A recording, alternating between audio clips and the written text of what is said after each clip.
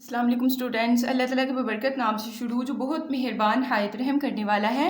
आज हम लोग अपना लेक्चर करेंगे सोर्सेज ऑफ एनर्जी। ठीक है, एनर्जी के हमारे पास कौन कौन से सोर्सेज हैं उनके बारे में हम लोग पढ़ेंगे। ठीक है, तो सबसे पहला आपके पास है फॉसिल फ्यूल एनर्जी। ठीक है, पहले हमारे पास जो सोर्स है वो फॉसिल फ्यूल्स हैं। ठीक है, अब फॉसिल फ्यूल्स आपके पास क्या होते हैं बच्चों? आपके पास ऑयल हो गया, तेल, ठीक है, मतलब कोयला, और आपके पास गैस जो है, ये तीनों को इन तीनों को हम लोग बोलते हैं हमारे पास क्या है, फॉसिल फ्यूल्स हैं। ये मटीरियल्स जो हैं oil, coal and natural gas is known as fossil fuels. ठीक है, अब देखिए अगर आप क्या करते हैं कि लेट्स सपोज कि आप घरों में सिलेंडर फिल करवाते हैं, वो आपके पास एक गैस होती है और गैस को जो ही आप जलाते हैं तो आप क्या लेते हैं, उसे हीट लेते हैं। ठीक है, इसी तरह से भट्ठे वगैरह में आपने देखा होगा वो कोयले को यूज़ करते हैं ईंटों को पकाने के लिए। ठीक है, तो आपके पास जो है कोयल, उसका क्या यूज़ है, वो भी आपको हीट देता है। ठीक है, ऑयल्स को जला के आप लोग हीट ले सकते हो। ठीक है, तो कहते हैं फॉसिल फ्यूल एनर्जी, ये फॉसिल फ्यूल एनर्जी जो है कम्स आउट, कहाँ से आती है?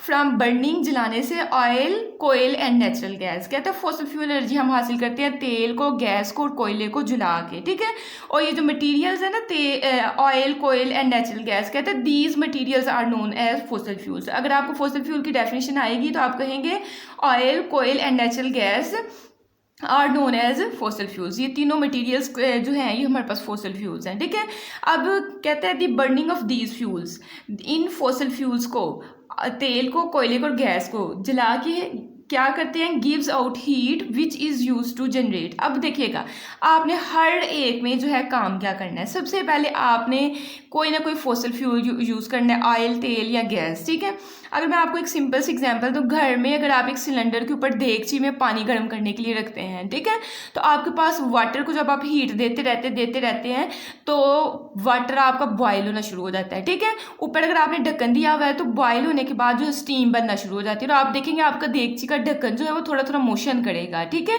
तो वेपर्स बने, वेपर्स ने मोशन करवा दी, यही प्रोसेस इसमें यूज़ किया जाता है। फ़र्क ये होता है घरों में जो हम लोग वाटर देगची में वो थोड़ा सा लेते हैं, लेकिन ये बड़े पैमाने पे ज़्यादा वाटर से स्टीम पैदा की जाती है। लेकिन तरीकाकार यही होता है कि पहले किसी न किसी तरीके से हीट प्रोड्यूस करवाई जाती है। ठीक है, अगर मैं आपको यहाँ देखें, यहाँ आपके पास सोर्स होगा कोई ना कोई। ठीक है, आप ऑयल यूज़ कर लो, आप कोयल यूज़ कर लो, आप जो है गैस यूज़ कर लो, यहाँ इसने कोयला यूज़ किया हुआ है। ठीक है, अब किया क्या जाता है, एक साइड से जो है वाटर को, यहाँ से आप वाटर को सप्लाई करते हो, जाहिर है वाटर को हीट दोगे तो वाटर से ही स्टीम पैदा होनी है ना, भाप तो पानी बनाएगा। एक तरफ से हम लोग क्या करते हैं, यहाँ इसने कोयला यूज़ किया है, ठीक है, कोयले को यहाँ जलाया जाता है, यहाँ से कोयले को सप्लाई करके यहाँ जलाया जाता है, और इन दो जो है आपके पास पाइप्स की मदद से क्या किया जाता है, यहाँ से वाटर जो है वो भेजा जाता है। वाटर जो है इन पाइप्स में जब आता है, नीचे आपने हीट जलाई है तो वाटर क्या, वाटर जो है बॉयल होगा, बॉयल होने के बाद यहाँ से स्टीम बनती है।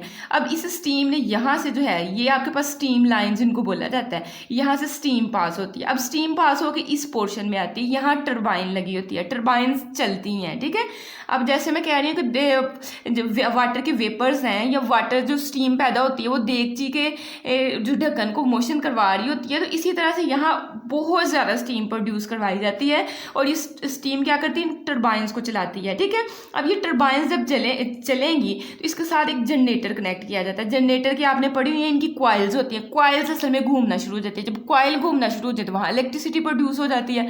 अब जब क्वाइल्स घूमना शुरू होगी, यहाँ से वाटर आप जो है इसको सप्लाई करते जा रहे हो, और यहाँ से जो है कोयले की मदद से हीट मिलती जा रही है। हीट मिलने से वाटर के जो है वेपर्स बने या वाटर स्टीम बनी, वो स्टीम यहाँ से मूव करती जाएगी, ये टरबाइन चलती जाएगी, टरबाइन चलेगी तो टरबाइन का ये वाला नोड जो है हमने कनेक्ट किया होता है जनरेटर के साथ, तो जनरेटर में क्वाइल्स चलना शुरू हो जाती हैं। जब क्वाइल्स चलेंगे तो यहाँ से इलेक्ट्रिसिटी या बिजली पैदा हो जाती है। ठीक है, अब इलेक्ट्रिसिटी जो है यहाँ से पैदा हो जाएगी। अब आपका अपना जिस तरीके से मर्जी आप यूज़ कर सकते हो, चाहे इनको जो है ट्रांसमिशन लाइंस मतलब ट्रांसफार्मर में उस इलेक्ट्रिसिटी को स्टोर कर लो, चाहे उन वायर्स को डायरेक्ट जो है घरों के साथ कनेक्ट कर लो, तो इलेक्ट्रिसिटी आप इस तरह से प्रोड्यूस कर सकते हो। अब नेक्स्ट हम जितने भी तरीके पढ़ेंगे उसमें यही प्रोसेस चलेगा। हम लोग किसी न किसी तरीके से हीट से क्या करेंगे, स्टीम प्रोड्यूस करवाएंगे।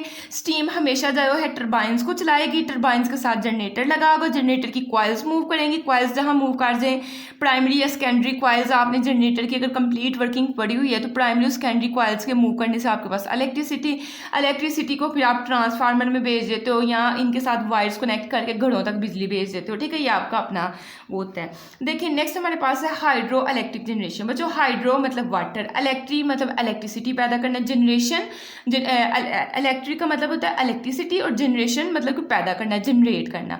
तो वाटर के जरिए कैसे इलेक्ट्रिसिटी पैदा की जाती है, पहले आप एक कॉन्सेप्ट समझें कि अगर आपके पास वाटर किसी हाइट पे पड़ा हो, जैसे लेट्स सपोज के घरों में टैंकियाँ होती हैं पानी वाली, तो टैंकी के अंदर वाटर है, तो टैंकी जो है कभी भी जो है फर्श पे नहीं रखी जाती, वो उसको बिल्डिंग के टॉप पे रखा जाता है। ठीक है, बिल्डिंग हाइट पे रखा जाता है। ठीक है, और हाइट पे आपके पास जो होती है चीज़ होती है, जो लेट्स सपोज किसमें वाटर है, तो वाटर के अंदर पोटेंशियल एनर्जी होगी। क्यों? क्योंकि पोटेंशियल एनर्जी का हमने फार्मूला पढ़ा हुआ है mgh। हाइट के ऊपर अगर आपके पास कोई चीज़ है तो उसमें पोटेंशियल एनर्जी होती है। ठीक है, बॉडी मूव नहीं कर रही, टैंकी के अंदर पानी रेस्ट की हालत में है, जब तक आप किसी टैब को टूटी को खोलोगे नहीं तब तक जो है पानी मोशन नहीं ना करेगा, मूव करके नहीं ना आएगा। तो हाइट पे रेस्ट की हालत में है, तो रेस्ट की हालत में चीज़ के अंदर पोटेंशियल एनर्जी होती है। ठीक है, तो हाइट पे आपके पास वाटर होता है, जो ही आप नीचे से कहीं आपने जहाँ टैब लगाई हो टैब को खोलते हो तो पानी यहाँ से मूव करता करता मतलब कि जब मूव करना शुरू हो जाता है तो उसमें मूव करेगा, तो उसमें विलासिटी आ जाएगी, तो विलासिटी की वजह से उसमें काइनेटिक एनर्जी होती है। ठीक है, काइनेटिक एनर्जी का फार्मूला होता है हाफ mv², तो v मतलब विलासिटी। तो विलासिटी कब होती है? जब कोई चीज़ डिस्टेंस कवर करे, तो टैंकी से जब वो पानी फासला तय करता करता टैब तक आएगा तो मतलब उसे डिस्टेंस कवर कर दिया, उस डिस्टेंस डिवाइडेड बाय टाइम करें तो विलासिटी आ जाती है। तो विलासिटी से आपके पास क्या आ जाती है? Kinetic energy. तो पोटेंशियल एनर्जी काइनेटिक एनर्जी में असल में चेंज हो जाती है। ठीक है, तो हाइड्रो इलेक्ट्रिक जनरेशन में भी यही काम किया जाता है। काफ़ी ज़्यादा हाइट के ऊपर ना एक वाटर रेजरवायर होती है। ठीक है, वाटर रेजरवायर बोल लें या हाई लेक इसको बोल दे। ठीक है, यहाँ काफ़ी ज़्यादा पानी जो है पीछे से आ रहा होता है। ठीक है, अब यहाँ आपने एक टनल बनाया था, टनल का मतलब होता है वो रास्ता जहाँ से पानी ने गुजर के जाना है। ठीक है, यहाँ आपके पास एक टनल होता है। ठीक है, अब देखें यहाँ पानी आपके पास, आप पीछे से पानी इसको सप्लाई करते जा रहे हो तो पानी आपके पास यहाँ आएगा। यहाँ आपने एक जो है केनाल बनाई है जहाँ पानी, यहाँ से पानी आना और इसमें स्टोर होते जाना, लेकिन यहाँ इसके रास्ते में आपने क्या किया था? एक टरबाइन लगाई होती है। जाहिर है जब पानी देखें, पानी सैलाब वगैरह आए तो पानी जहाँ जहाँ आता है वहाँ बिल्डिंग गिरती जाती है, मतलब पानी जो एक तरह का प्रेशर, एक फोर्स लगाने की, पानी जो है फोर्स लगाता है एक तरह की। तो जब देखें ये आपने जो केनाल एक रास्ता बनाया हुआ उसकी ये इतनी जो है आपने रास्ता बनाया हुआ, इसके आगे आपने जो है टरबाइन फिक्स कर दिया। जब पानी इसके साथ आग लगेगी टरबाइन घूमेगी, घूमते हुए पानी जो है ये साइडों पे निकल जाएगा। ठीक है, घूमती जाएगी, खुद घूमती जाएगी और पानी साइडों से निकल के इस में जो है आता जाएगा। ठीक है, अब देखिए टरबाइन आपकी चल गई, टरबाइन को हमेशा जनरेटर से कनेक्ट किया जाता है। क्यों?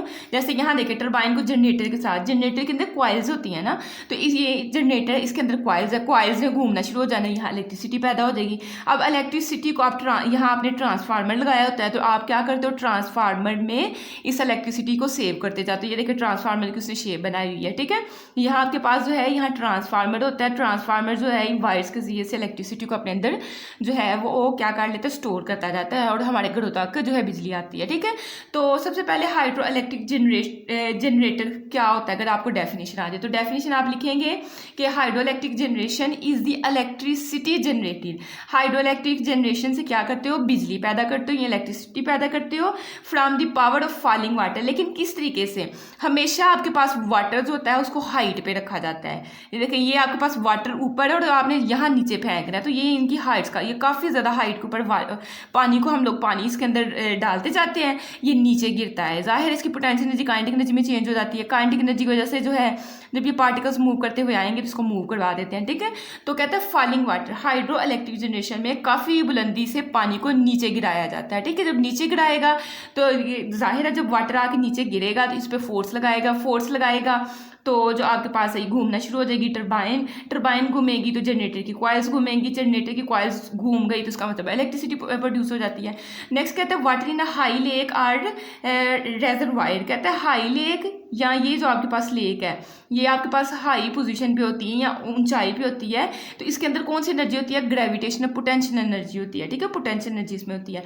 कहता है possesses gravitation potential energy stored in it. कहता है कि अगर आप बुलंदी पे वाटर कहीं रखते हो, वाटर रेजरवायर में या हाई लेक में, तो उसके अंदर पोटेंशियल एनर्जी होती है। When water is allowed to fall from height, जब आप इस यहाँ से इसको अलाउ करते हो कि पानी जो है यहाँ से चलना शुरू हो जाए, यहाँ निकलना शुरू हो जाए, तो यहाँ से ये फॉल करता है, इस पे आता है, ठीक है। कहते हैं when water is allowed to fall from height the potential energy is change into kinetic energy. तो ये मैंने आपको चीज़ यहाँ समझा दी हुई है किस तरह से पोटेंशियल एनर्जी जो है काइनेटिक एनर्जी में चेंज होती है। कहते हैं टनल्स, अब आपको आ जाए डिफाइंड टनल आपके पास क्या होती है? टनल आपके पास रास्ता होता है जहाँ से वाटर ने फ्लो करना होता है। तो आप यहाँ से डेफिनेशन लिखोगे, tunnels are made for water. Tunnel को जो है इस रास्ते को पानी के लिए बनाया जाता है, टू फ्लो, बहने के लिए, फ्रॉम दी हाई रेजरवायर लिख लें, फ्रॉम दी रेजरवायर आपकी अपनी मर्जी है, लेकिन हाई लिख लें तो ज़्यादा अच्छा है। From the high reservoir to a lower place, high reservoir या वो वाली हाई रेजरवायर जहाँ बहुत ज़्यादा जो ऊंचाई पे हो और जहाँ बहुत ज़्यादा पानी हो, वहाँ से आपको इसको लोअर रेजरवायर में भेजने के लिए, ठीक है। Such a construction is known as, और इस तरह की कंस्ट्रक्शन असल में ये डैम्स में इस तरह का काम किया जाता है। डैम्स में क्या किया जाता है? ये वाला सारा सिस्टम लगा होता है और पानी को ऊंचाई से गिराया जाता है, ठीक है। कहते हैं the kinetic energy of running water. अब देखिए पानी जो है बह रहा है, पानी के अंदर काइनेटिक एनर्जी है, तो काइनेटिक एनर्जी की वजह से जो है ये आपके पास टरबाइन चलेगी, ठीक है। कहते हैं the kinetic energy of running water rotates the turbines which in turns runs the electric generator, ठीक है। काइनेटिक एनर्जी की वजह से आपके टरबाइन चलेंगी, टरबाइन चलने की वजह से आपके पास इलेक्ट्रिक जनरेटर जो है वो इलेक्ट्रिसिटी पैदा कर देंगे, ठीक है। नेक्स्ट हमारे पास सोलर एनर्जी। सोलर एनर्जी आपको पता है कि आपके पास सनलाइट से जो हम लोग एनर्जी हासिल करते हैं उसको सोलर एनर्जी कहते हैं, ठीक है। और सनलाइट से ज़्यादा जो है हम लोग इलेक्ट्रिसिटी भी पैदा कर सकते हैं, और दो इससे काम हो सकते हैं, या आप हीट ले सकते हो या आप इलेक्ट्रिसिटी पैदा कर सकते हो, ठीक है। तो देखें सोलर एनर्जी आपके पास इसकी दो डेफिनेशन है, ये लिख लें, energy obtained from sunlight is called solar energy. जो सन की लाइट से आप एनर्जी हासिल करते हो उसको सोलर एनर्जी कहते हैं। या दूसरी आपकी बुक में ये लिखी हुई है the energy obtained from sunlight is refer to as solar energy. कहता है वो वाली एनर्जी आप सनलाइट से लेते हो उसको सोलर एनर्जी कहते हैं। तो चाहे आप ये वाली लाइन लिख लो या ऊपर वाली लिख लो, आपकी अपनी मर्जी है।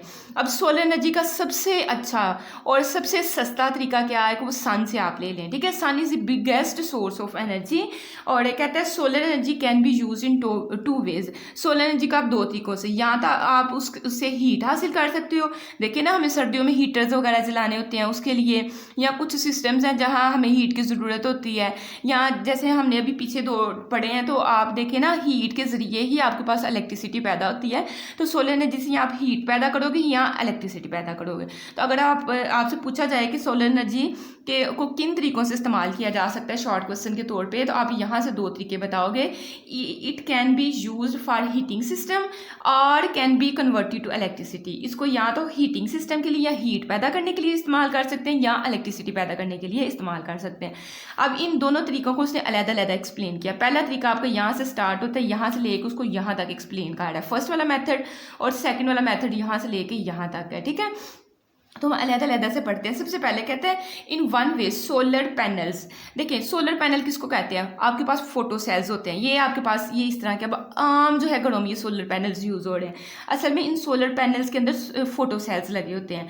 लेकिन एक चीज़ आपके MCQs में पूछेगा कि सोलर पैनल्स के अंदर जो फोटो सेल्स लगे होते हैं उनको सीरीज तरीके से जोड़ा जाता है या आपके पास पैरेलल तरीके से। सीरीज तरीके में करंट के गुजरने का सिर्फ एक रास्ता होता है, लेकिन पैरेलल तरीके में डिफरेंट आपके पास दो भी रास्ते हो सकते हैं, दो से ज़्यादा भी होते हैं। तो याद रखना है कि सोलर पैनल्स के अंदर जो आपने फोटो सेल्स लगाए होते हैं उसमें जो करंट गुजरता है वो सीरीज तरीके से, उनके पास एक ही रास्ता होता है गुजरने के लिए, ठीक है। तो ये पॉइंट मैंने यहाँ नीचे भी अलग से मेंशन किया हुआ है और आपने याद भी रखना है, ठीक है। अच्छा, इस जो सोलर पैनल के अंदर काफ़ी ज़्यादा फोटो सेल्स लगे होते हैं। तो कहता है कि in one way solar panels, ये सोलर पैनल्स क्या करते हैं, सन से क्या आती है, हीट एनर्जी आती है, लाइट एनर्जी भी आती है, हीट एनर्जी भी आती है। इन सोलर पैनल्स का काम होता है कि ये सन से हीट को अपने अंदर एब्जॉर्ब करते हैं, ठीक है। अब इसके अंदर मेटल्स की काफ़ी ज़्यादा प्लेट्स लगी हुई हैं, ठीक है। लेकिन यहाँ एक और आपके पास MCQs के तौर पर आ सकता है कि जो सोलर पैनल्स में आपके पास प्लेट्स लगी होती हैं वो किस कलर की होती हैं, वो ब्लैक कलर में उन पर पेंट होता है। तो ये चीज़ आपने याद रखनी है, ठीक है। ब्लैक कलर क्यों? क्योंकि ब्लैक कलर जो होता है वो हीट को ज़्यादा अब्जॉर्ब करता है। तो कहता है कि they consist of large metal plates which are painted black, जिनको ये आपके पास प्लेट्स होती हैं जिनके ऊपर ब्लैक कलर का पेंट किया जाता है, ठीक है। Heat can be use for warming house. अब यहाँ से आपने हीट जो है अब्जॉर्ब कर ली इन पैनल्स ने। अब ये पैनल्स यहाँ तो ये काम करेंगे कि हीट से इलेक्ट्रिसिटी पैदा कर देंगे। मैंने अभी आपको बताया कि हीट से इलेक्ट्रिसिटी कैसे पैदा होती है। हीट से इलेक्ट्रिसिटी इस तरीके से पैदा होती है, यहाँ उसने बताया भी हुआ है कि हीट क्या करेगा कि आपके पास टेम्परेचर को बढ़ा देगा। टेम्परेचर बढ़ेगा तो आपके पास वाटर जो है स्टीम में चेंज हो जाएगा। जब स्टीम में चेंज होगा तो साथ हमने लगाया होता है अपने वो क्या कहते हैं जनरेटर, तो जनरेटर चलेगा, ठीक है। मतलब कि आपके पास पहले टरबाइन लगी होती है, टरबाइन चलेगी तो उससे जनरेटर की कॉइल चलेंगी, तो जनरेटर की कॉइल चल गई तो इलेक्ट्रिसिटी पैदा हो जाएगी, ठीक है।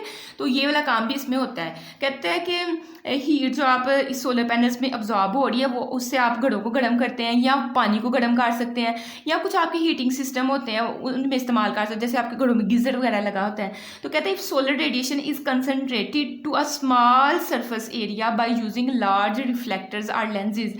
इसके अंदर लार्ज रिफ्लेक्टर्स या लेंसेज हैं कि आपके पास एक कम एरिया पे ज़्यादा सोलर लाइट पड़ रही है, मतलब ये सोलर एनर्जी पड़ रही है। तो मतलब कम एरिया पे ज़्यादा अगर आपके पास हीट आएगी तो वहाँ आपके पास ज़्यादा एनर्जी प्रोड्यूस होगी, ठीक है। तो ज़्यादा एनर्जी मतलब कि हीट एनर्जी आपके पास ज़्यादा है तो वहाँ टेम्परेचर बहुत ज़्यादा बढ़ जाएगा, ठीक है।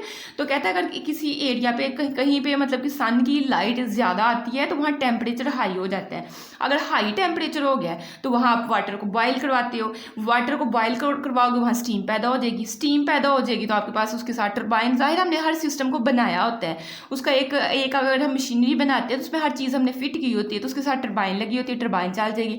टरबाइन के साथ जो है जनरेटर लगा होता है तो वहाँ इलेक्ट्रिसिटी पैदा हो जाएगी। तो इस तरीके से आप हीट से आप इलेक्ट्रिसिटी प्रोड्यूस कर लोगे, ठीक है। अब सेकंड मेथड किस तरह से आप इलेक्ट्रिसिटी पैदा कर सकते हो, कहते हैं in the second method sunlight is directly transformed to electricity through the use of solar cells. अब आपके पास सोलर सेल्स क्या होते हैं, ये आपके पास सेकंड मेथड बता रहा है कि सोलर एनर्जी जो है सनलाइट से आप दूसरा तरीका क्या है। अच्छा बच्चों, आपके पास होते हैं फोटो वोल्टिक सेल्स होते हैं। फोटो वोल्टिक सेल्स का वाला क्या काम होता है, उन पे जब सनलाइट पड़ती है ना उस लाइट को डायरेक्ट इलेक्ट्रिसिटी में जो है कन्वर्ट कर देते हैं, ठीक है। इसको पीवी सेल्स भी कहा जाता है। फोटो वोल्टिक सेल्स आपके पास एक डिवाइस होती है जिसपे जो ही आपके पास क्या होता है कि आके लाइट पड़ती है, सनलाइट पड़ती है तो वो सनलाइट को डायरेक्ट जो है बिजली में या इलेक्ट्रिसिटी में कन्वर्ट कर देते हैं, ठीक है। तो कहते हैं solar cell sunlight is directly transform to electricity through the use of solar cells. अगर आपसे पूछा जाए कि सोलर सेल्स का क्या इस्तेमाल है तो आपने ये लिखना है कि what is the use of solar cell, आप ऊपर लिख सकते हैं। तो आपने कहना है sunlight is directly transform to electricity through the use of solar cells. Solar cells के जरिए से इलेक्ट्रिसिटी को डायरेक्ट जो है वो किसमें सनलाइट को, सूरज की रोशनी को डायरेक्ट जो है इलेक्ट्रिसिटी में चेंज किया जाता है। कहता है सोलर सेल्स का दूसरा नाम होता है फोटोवोल्टिक सेल्स, ठीक है। कहता है कि फोटोवोल्टिक मतलब इसमें वोल्टेजेस होती हैं, जैसे आपके जो है 12 वोल्ट का या 120 वोल्ट के आपके बल्ब लगे हुए हैं, जितनी ज़्यादा वोल्टिंग उतनी ज़्यादा आपके पास रोशनी आपको ज़्यादा देंगे। तो कहता है the voltage produced by a single voltaic cell is very. अब आपने एक ही जो है सिंगल एक वोल्टिक सेल लगाया हुआ तो वहाँ से रोशनी भी आपके पास वोल्टेज जो होंगी वो भी कम होगी। जितने आप कम वोल्टेज का बल्ब यूज़ करोगे उतनी कम रोशनी होगी, ठीक है। जितने अगर आप एक यूज़ कर रहे हो तो उतनी थोड़ी सी रोशनी होगी, आप वोल्टेज बढ़ाते जाओ उतनी ज़्यादा आपके पास जो है क्या होगी कि आपके पास जो है लाइट एनर्जी या आपके पास जो है वोल्टेज ज़्यादा आएंगी। कहते हैं in order to get sufficient high voltage, अगर आपने बहुत ज़्यादा हाई वोल्टेज की एनर्जी या इलेक्ट्रिसिटी पैदा करनी है तो उसके लिए आपको क्या करना पड़ेगा, ये फोटोवोल्टिक सेल उतने ही ज़्यादा लगाने पड़ेंगे सोलर सेल में, ठीक है। तो कहते हैं use a large number of solar cells are connected in series to form a solar cell panel. जब सोलर सेल पैनल बनाओगे तो उसमें आपने फोटोवोल्टिक सेल जो है बहुत ज़्यादा लगाने, लेकिन लगाने सीरीज तरीके में, ये चीज़ आपने याद रखनी है। अब तो आपके पास जो है सोलर कैलकुलेटर्स भी बन गए हुए हैं, ठीक है। वो क्या करते हैं कि कहते हैं कि solar calculators also available which work by using the electrical energy provided by the solar cells. अच्छा, सोलर कैलकुलेटर्स के अंदर सोलर सेल्स लगे होते हैं। सोलर सेल्स ने क्या करना होता है कि जब उन पर लाइट पड़ती है तो वो लाइट को क्या कर देते हैं इलेक्ट्रिसिटी में या चार्जेस में जो है कन्वर्ट कर देते हैं और वहाँ से आप कैलकुलेटर्स को चला सकते हो। कहते हैं large solar panels are also use to power satellites. देखें खला में आपके पास सैटेलाइट्स होते हैं, पावर सैटेलाइट्स वहाँ हम लगाते हैं, वो सन के ज़्यादा करीब होते हैं। वो क्या करते हैं जो पावर सेटेलाइट्स होते हैं वो क्या करते हैं कि आपके पास जो है सेटेलाइट्स जो है हीट को ऑब्जॉर्ब करते हैं, ऑब्जॉर्ब करके वहाँ से वही सारा तरीका वाटर से वो क्या करते हैं, जो आपके पास स्टीम पैदा करते हैं, स्टीम से टरबाइन चलते हैं, टरबाइन से जनरेटर, उसमें सारा सेटअप होता है। सेटेलाइट को ज़ाहिर है हमने ज़मीन से जो है कला में भेजा जाता है तो सारा उसमें सेटअप होता है, वहाँ से वो इलेक्ट्रिसिटी पैदा करते हैं और बगैर वायर्स के जरिए खला में स्पेस से ज़मीन पर वो इलेक्ट्रिसिटी को वायरलेस तरीके से, जैसे आपके पास आप कॉल करते हैं तो दूसरे बंदे तक कॉल जाती है ना बगैर वायर्स के, एक सेल से दूसरे सेल में चली जाती है, ऐसे ही वहाँ इलेक्ट्रिसिटी पैदा होगी तो ज़मीन पे जो है वो ट्रांसमिट की जाती है पावर सेटेलाइट्स की मदद से, ठीक है। उसके बाद न्यूक्लियर एनर्जी, देखिए मैंने आपको काइनेटिक एनर्जी वाला पढ़ाया था जिसमें मैंने आपको समझाया था कि एक आपके पास एटम होता है, एटम के न्यूक्लियस में एक एनर्जी छुपी होती है। जब भी आपके पास एटम जो होता है अनस्टेबल होता है, ठीक है, तो वो टूट जाता है, ठीक है, टूट के छोटे छोटे पीसेस में जो है वो अपने आप को स्टेबल करने की वो कोशिश करता है क्योंकि वो अनस्टेबल हो गया होता है। जब वो अनस्टेबल होता है अपने आप को स्टेबल करने के लिए वो टूट जाता है, टूट के वो छोटे छोटे हिस्सों में जो है वो डिवाइड हो जाता है, ठीक है। तो उस प्रोसेस को जब वो टूट के छोटे छोटे पीसेस में डिवाइड हो जाए उसको न्यूक्लियर फिशन रिएक्शन कहा जाता है।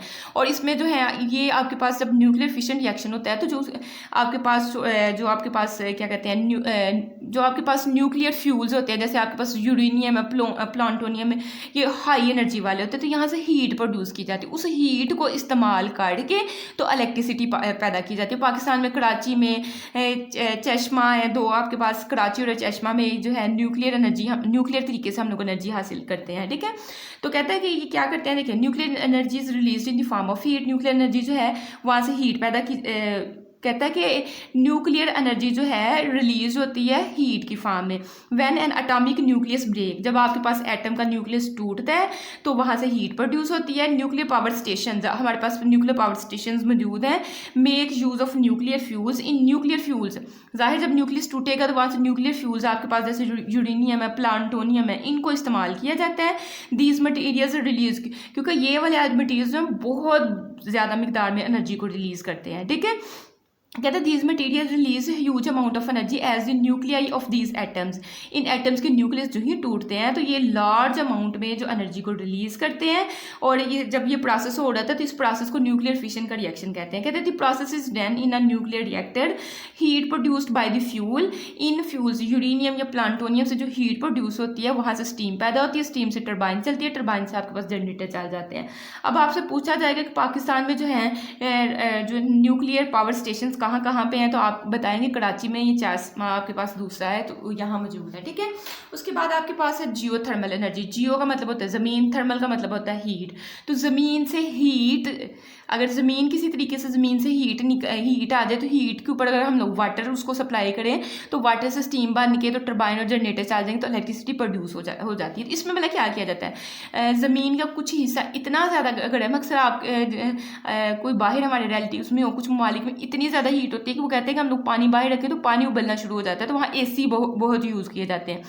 कुछ इलाके होते हैं, कुछ जगह होती है वहाँ हीट बहुत ज़्यादा होती है क्योंकि वहाँ ज़मीन के अंदर मैग्मा पाया जाता है। तो उसमें मतलब क्या किया जाता है, ज़मीन में जो है एक जो है मतलब एक आपके पास एक तरीके से ना ज़मीन के अंदर वाटर को जो है, ये आपके पास ये वाला सरफेस जो है बहुत जो है हॉट रॉक है, यहाँ गर्म चट्टाने हैं, तो यहाँ हमारे पास सेटअप इस तरह का होता है कि हमने यहाँ से वाटर को भेजना होता है, ज़मीन के अंदर भेजना होता है। अब यहाँ जो है हीट बड़ी ज़्यादा है तो वाटर आपके पास ये कनेक्ट होता है ये दूसरे पाइप के जरिए, ठीक है, एक पाइप से हमने वाटर भेजना होता है। अब यहाँ आपके पास जो है हीट बड़ी ज़्यादा होती है, इतनी ज़्यादा हीट होती है कि वाटर जो है स्टीम बन जाता है। जब स्टीम बनेगा तो स्टीम यहाँ से निकाल के तो यहाँ एक टरबाइन लगाई होती है ऊपर, तो टरबाइन आपकी चलना शुरू हो जाए। टरबाइन को अटैच किया जाता है जनरेटर की कॉइल्स के जरिए, तो जब टरबाइन घूमना शुरू हो जाएगी तो कॉइल्स घूमना शुरू हो जाते हैं और यहाँ से ट्रांसमिशन लाइंस लगी होती हैं, आपके पास ट्रांसफार्मर इतने ज़्यादा लगे होते हैं तो यहाँ से आप इलेक्ट्रिसिटी पैदा की जाती है। तो यही चीज़ें बताने लगा है कि ज़मीन से किस तरह से जो है एनर्जी हासिल की जाती है, जियोथर्मल एनर्जी जो ज़मीन से हासिल की जाती है। तो कहते हैं in some parts of the world, दुनिया के कुछ ऐसे हिस्से हैं जहाँ पे हॉट रॉक्स आर प्रेजेंट, गर्म चट्टानें होती हैं। इन दिस सेमी, इतनी चट्टानें गर्म होती हैं कि वो पिघली हुई हालत में होती है, इतनी वहाँ हीट होती है। कहते हैं in this semi molten form की पिघली हुई हालत में होती है, deep under the surface of, लेकिन ज़मीन के काफ़ी ज़्यादा गहराई में होती हैं। They are heated by energy release due to decay of radio active elements, क्योंकि वहाँ रेडियो एक्टिव एलिमेंट्स जो होते हैं टूट रहे होते हैं मसलसल, इसलिए वहाँ हीट प्रोड्यूस हो रही होती है। लेकिन ये याद रखना है कि जो हॉट रॉक्स होती हैं उनका टेम्परेचर आपके पास एमसीक्यूज में पूछेगा तो टेम्परेचर उनका हॉट रॉक्स का कितना होता है 250 डिग्री सेल्सियस, ये याद करना है एमसीक्यूज के तौर पे। कहता है this energy is known as geothermal energy, और इस एनर्जी को जो आपके पास इस तरह से जो एनर्जी हमारे पास आती है उसको जियोथर्मल एनर्जी कहा जाता है, which can be extract to run electric generators, जिनके जरिए से इलेक्ट्रिक जनरेटर्स को चलाया जाता है। कहता है to make use of the heat of the rocks, कहता है कि इन चट्टानों की हीट को किस तरह से यूज़ किया जाता है। कहता है 2 holes are drilled up to the rocks, इन चट्टानों में 2 होल्स बनाए जाते हैं। Cooled water is pumped down through one of the hole, एक होल से पानी को जो है नीचे गिराया जाता है। It is heated by the hot rock, यहाँ हॉट आपके पास गर्म चट्टानों से पानी जो है वो हीट हो जाता है, वहाँ से स्टीम बनती है, और बाकी सारा वही प्रोसेस लिखा हुआ जो मैंने आपको समझा दिया, तो ये आपने सारा का सारा करना है, ठीक है। नेक्स्ट आपके पास है विंड एनर्जी। विंड कहते हैं चलती हुई हवा को, तो चलती हुई हवा क्या करेगी, हवा चल रही है तो यहाँ हमारे पास इस तरह विंड मिल्स लगी होती हैं। हमने एक एरिया में काफ़ी ज़्यादा विंड मिल्स लगाई होती हैं, तो जब हवा चलेगी तो यहाँ बस टर्बाइंस घूमेंगी, ठीक है, टर्बाइंस घूमेंगी, इनके अंदर जो है टर्बाइंस और जनरेटर्स लगे होते हैं, तो ये भी वही सेम काम करके तो इलेक्ट्रिसिटी पैदा करते हैं, ठीक है। फिर भी मैं आपको बता देती हूँ, कहते हैं कई सालों से जो है लोग क्या करते थे, विंड मिल्स को चलाते थे, और वहाँ से आपके विंड मिल्स के चलाने से कुएं से पानी निकल, जाहिर कुआं गहरा होता है, वहाँ से पानी निकाल लेते होते थे। यहाँ आपके पास जो है आटा जो होता था, गंदुम होती थी, उसको पीसते होते थे पहले लोग, इनसे ये काम करते थे। अब मॉडर्न वर्ल्ड में क्या किया जाता है, यहाँ से इलेक्ट्रिसिटी उसी तरीके से पैदा की जाती है, इसके साथ वाटर होता है, जनरेटर, हर चीज़ लगी होती है, तो इसको भी आपने पढ़ लेना है।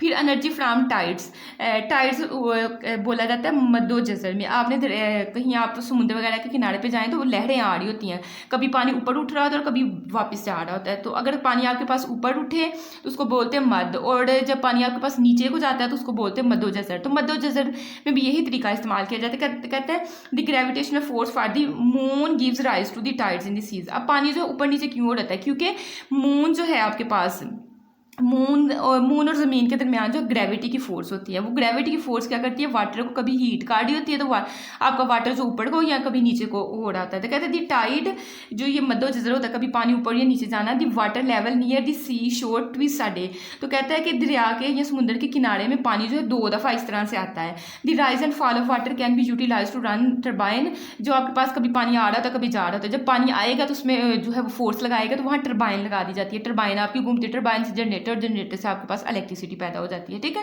तो ये चीज़ें आपने पढ़ लेनी है।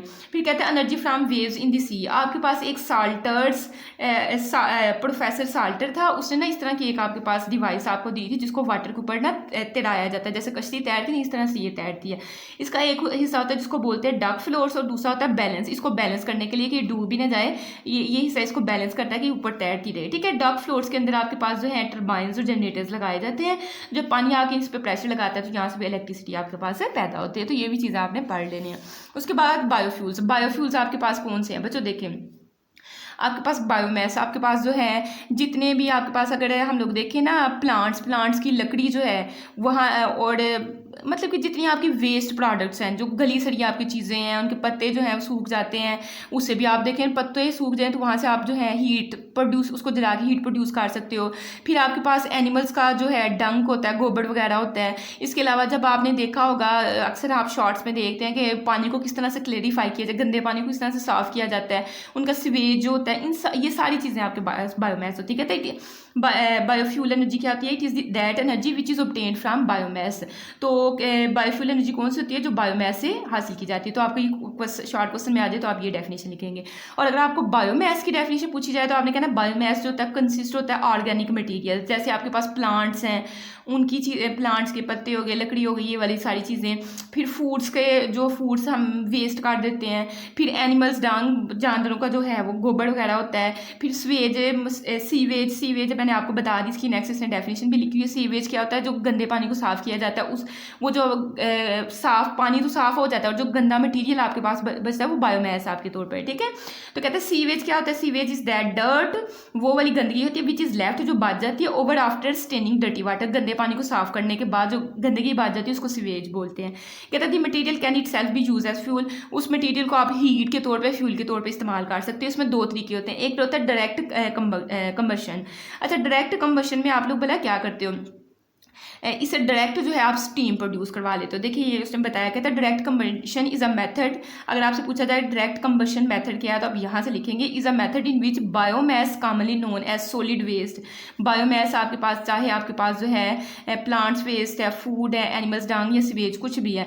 कहता है कि कहाँ गया है is a method in which biomass commonly known as solid waste is burned, उसको जलाया जाता है, टू बॉयल वाटर, उसको जलाया जाता है और वहाँ से जैसे लकड़ी आपके पास है उसको जलाओगे तो वहाँ से पानी को आप बॉयल कर लेते हो और वहाँ से स्टीम प्रोड्यूस हो जाती है। अब स्टीम जब प्रोड्यूस होगी वहाँ से जनरेटर चलेगा तो उसके साथ जो है पहले टरबाइन चलेगी, टरबाइन से जनरेटर चलेगा तो इलेक्ट्रिसिटी पैदा हो जाएगी। तो ये सारा तरीका इसमें इस्तेमाल किया जाता है। पहला होता है डायरेक्ट कंबशन वाला मेथड। दूसरा होता है रोटिंग ऑफ बायोमैस इन ना, इसमें मतलब क्या किया जाता है, एक क्लोज आपका टैंक होता है, उसके अंदर बायोमैस आपके पास जो है प्लांट्स का, पौधों का या जो खुराक होती है जली सड़ी होती है या एनिमल्स का डंक, ज़्यादा एनिमल्स का डंक इसमें डाला जाता है, उसको बंद कर दिया जाता है, इसमें हवा या कोई गैस नहीं होती है। जब ये जलता है तो फिर आपके पास जो है मीथेन गैस प्रोड्यूस करवाई जाती है। ठीक है, तो कहता है the rotting of biomass in a close tank. ये जो क्लोज टैंक का नाम होता है digester, produce methane rich biogas. तो मीथेन आपके पास आपको पता है हाई रिच एक गैस है। In this process micro organisms, अगर आपसे पूछा जाए कि इस प्रोसेस में क्या होता है, रोटिंग ऑफ बायोमैस या डाइजेस्टर वाले प्रोसेस में क्या होता है, तो आपने यहाँ से लिखना है दी रोटिंग ऑफ बायोमैस इन, मतलब आपसे ये पूछेंगे ना इसकी वर्किंग किस तरह से, तो आप यहाँ से लिखोगे the rotting of biomass in a close tank called a digester produces methane rich biogas in the process microorganisms. इसके अंदर जो माइक्रो ऑर्गेनिजम्स होते हैं break down biomass materials in the absence of oxygen, क्योंकि इसके अंदर oxygen नहीं होती है तो जो आपने इसके अंदर मटीरियल्स डाला होता है वो ब्रेक डाउन हो जाता है। Biogas produce in the tank, इसके अंदर बायोगैस प्रोड्यूस हो जाती है और एक पाइप इसके साथ लगाया जाता है जहाँ से इसको हम लोग निकाल लेते हैं और निकाल के जो आपके पास बायोगैस आपके पास पाइप से निकलती जाती है और हीट जो प्रोड्यूस होती है वहाँ से आप कुकिंग कर सकते हो घरों में, वहाँ से जो है गैस को सप्लाई किया गया हुआ है। ठीक है, biofuel such as ethanol can also be obtained from the biomass. Biomass से जो है अल्कोहल या इथेनॉल गैस भी पैदा की जाती है। ये पेट्रोल की जगह ये एक रिप्लेसमेंट है कि जहाँ आपका पेट्रोल यूज़ होता हो वहाँ आप अल्कोहल को यूज़ करके तो इस तरह के काम कर सकते हो। तो ये जैसे आपका टॉपिक था, इसमें से आपके पास MCQ शॉर्ट क्वेश्चन या आपको ये बता सकता है कि डिफ्रेंशिएट बिटवीन विंड एनर्जी या एनर्जी फ्राम टाइड्स, या ये कहेगा कि एनर्जी फ्राम वेव्स इन दी सी, इस पर एक्सप्लेन कर दें। कुछ भी दो का आपको कहेगा न्यूक्लियर एनर्जी और जियोथर्मल एनर्जी में फ़र्क करें तो इनकी डेफिनेशन आपने सेपरेट एक एक पॉइंट जो है वो अलग से पॉइंट्स बना के तो ये याद कर लेंगे। ठीक है, thanks for watching this video. अल्लाह हाफिज़।